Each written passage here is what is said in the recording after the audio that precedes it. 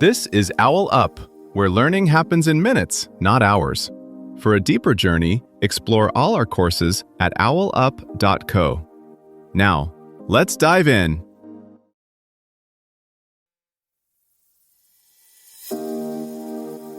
Welcome back to Chapter 2 of our series, The Evolution of Warfare and Personal Innovation. In today's episode, titled Navigating Change, Lessons from Military Evolution, we'll explore some pivotal moments in military history that highlight the power of adaptability. Get ready to uncover how these lessons can apply to our own journeys of change and growth. Let's dive in. German tanks once crossed France so fast that the maps couldn't keep up. In another war, American battleships sat silent while aircraft decided the outcome. How do entire systems pivot that quickly while others freeze? And what does that say about how we handle sudden change? For centuries, armies treated their doctrines like sacred texts: fixed battle plans, rigid hierarchies, carefully polished equipment cycles. Then the world stopped cooperating. Radios scrambled chains of command, aircraft leapt over defensive lines, and suddenly the units that clung tightest to how we've always done it were the first to be outmaneuvered. What changed wasn't just technology, it was the speed at which reality invalidated old assumptions. Today, your market, career, or community can shift just as abruptly as a front line once did. A small startup updates its product weekly. A neighborhood group reorganizes overnight around a new threat or opportunity. Those that thrive don't just react. They quietly build habits of sensing, discarding, and reallocating long before the crisis arrives. In this episode, we'll mine those military turning points for practical ways to rewire how you adapt. Modern militaries quietly rewired how they learn. Instead of treating plans as finished products, they treat them as drafts, constantly redlined by new intel, field reports, and unexpected failures. After-action reviews, war games, and small experimental units act like living laboratories, feeding lessons back into the larger force. You see echoes of this in elite companies that spin up tiger teams or limited beta launches before committing. Adaptation stops being a heroic, last-minute rescue and becomes a background process, less about dramatic pivots, more about steady course corrections that keep you off the rocks. When armies truly change, it usually starts with something quiet and unglamorous: logistics, information flow, and who's allowed to say, "This isn't working." That's why German armored units in 1940 mattered less for their tanks and more for how they were organized around radios, decentralized decisions, and fast resupply. The hardware looked impressive, but the real advantage was a system designed to learn faster than opponents could react. You see the same pattern at sea.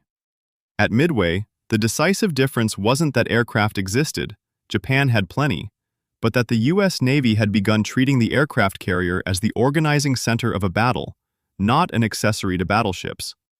That meant new routines: flight deck choreography, specialized command teams, intelligence units fusing code breaking with reconnaissance. The weapon was really an ecosystem of roles, processes, and feedback loops wrapped around a ship. Modern organizations quietly repeat that script. Amazon's move to microservices wasn't just a technical refactor. It decomposed a monolith into small, semi-autonomous teams that could deploy, fail, and fix on their own cadence. That's suspiciously close to how mission-type orders work in flexible military units. Leaders set intent, small teams experiment at the edges, and useful discoveries spread. Notice what all of these shifts have in common. They redefined the basic unit of action. From single tank to combined arms group, from ship to carrier task force, from giant codebase to tiny service. They pushed authority closer to information. Tank commanders on radios, pilots and intelligence officers shaping plans, engineers owning services end to end. They treated structure as a variable.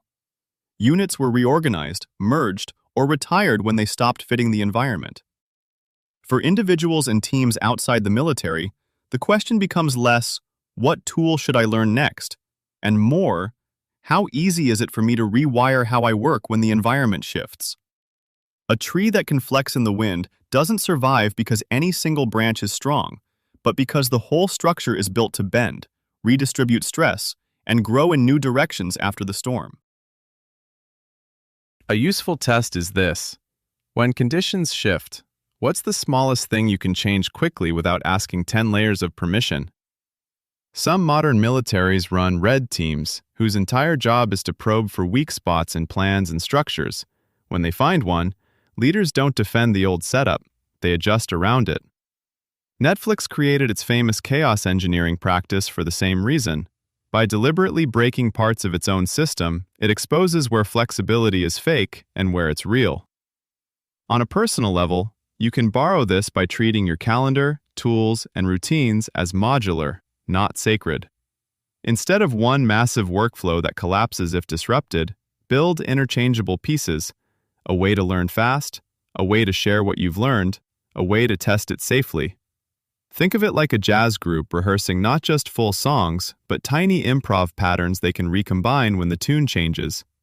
The players stay the same, the configuration shifts to fit the room, the audience, the moment.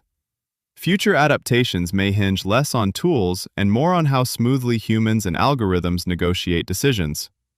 As AI shrinks reaction times, leaders may shift from commanding to curating boundaries, values, and escalation rules.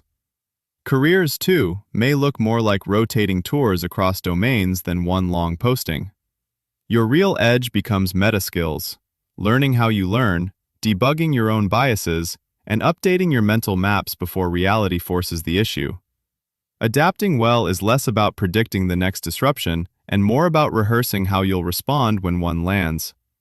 Treat each small change, new tool at work, shifting role, unexpected constraint, as a low-stakes drill.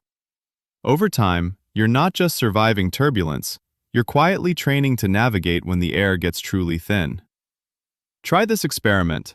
For the next 7 days, run your team like a small platoon on deployment facing a new threat. On day 1, pick one active project and brief your team using a 10-minute intel update. What's changed in your market, tools, or constraints? Your version of shifting terrain or new tech on the battlefield. Then, every 24 hours, hold a 5-minute after-action review, where each person must share one thing that went wrong, one thing that went right, and one adjustment for the next day. No blame, just learning, like a military debrief.